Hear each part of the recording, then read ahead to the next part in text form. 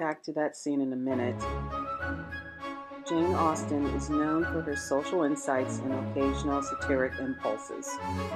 No one can argue that Jane Austen's novel Pride and Prejudice is the most popular and has engendered numerous adaptations, and I can see why Jane Austen has suffered at the hands of her illustrators. And so far, this experience has been nothing but a roller coaster ride. What's being added, what's been deleted, and so on. However, I am intrigued with the costumes in Jane Austen's Pride and Prejudice. The era spanning from approximately 1795 to 1825 and the fashions that represent it came to be known by the English as Regency era and by the French as Empire fashions. In the making of Jane Austen, Lozer examines the ways that Austen's body of work has been adapted and co-opted through the years. Here, this image is from the 1940 film version Pride and Prejudice, starring Laurence Olivier and Greer Garson. Lozer talks about the Victorian dress thing in the Austen Illustrated section. Because of those early illustrations which use Victorian costumes, the novel gets labeled Victorian, although it isn't. So Lozer conjectures that's why the 1940 film uses Victorian costumes, even though the movie and the novel is based on Regency costumes. Illustrated editions of Austen novels, for example, were initially slow to arrive to a burgeoning market for such volumes in the years after Austen's death, yet once they did, they became so rapidly popular that many of the engravings became canon in the imaginations of her readers to this very day.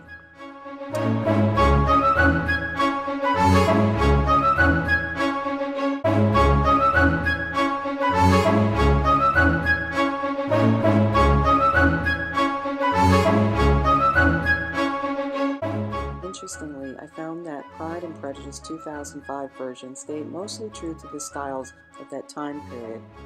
However, I was looking at Mrs. Bennet's costumes, looking more like something from the Georgian era.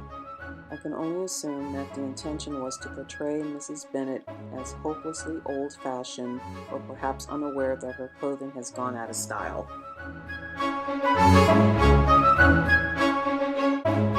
But you will notice that most of the time there isn't much difference between both versions, with the exception of the hairstyles. In the 1995 version, the ugly side curls were the correct hairstyle, whereas in the 2005 version they use bangs, which wouldn't become popular for many years to come. I can only say that the ugly side curls are, well, ugly, and the Pride and Prejudice 2005 version wanted to make an aesthetically pleasing movie, and the side curls would have ruined it. Here's something that's worth mentioning. This stage version of Pride and Prejudice that is funny and whimsical but still captures the essence of Austen's captivating novel.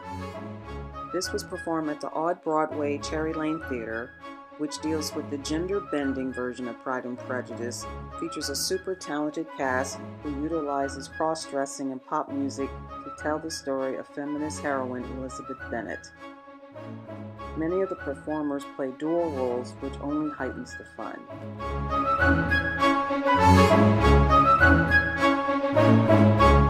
This white shirt scene is worth mentioning because Colin Firth was meant to be naked.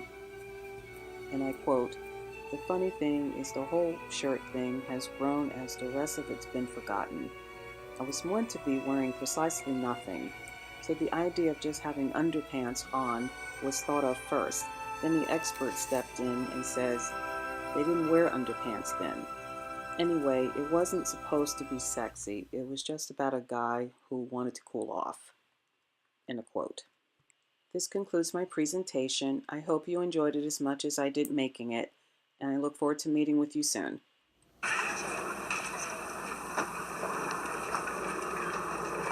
How very fortunate! Do you know we were just on our way to Longbourn to ask after your help?